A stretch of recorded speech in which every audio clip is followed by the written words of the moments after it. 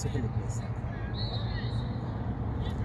রাত্রির শেষ প্রহরে যখন কলম থেমে গিয়েছিল, হঠাৎ বাতাসে রয়ে গেছে এক অমীমাংসিত শব্দের হাহাকার।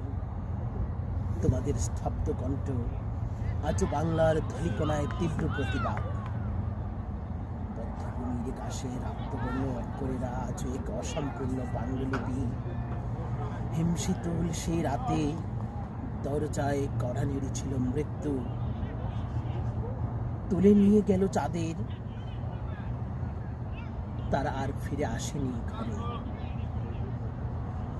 চোখে বাঁধা কালো কাপড়, পেছনে বাঁধা ছিল দুটি হাত।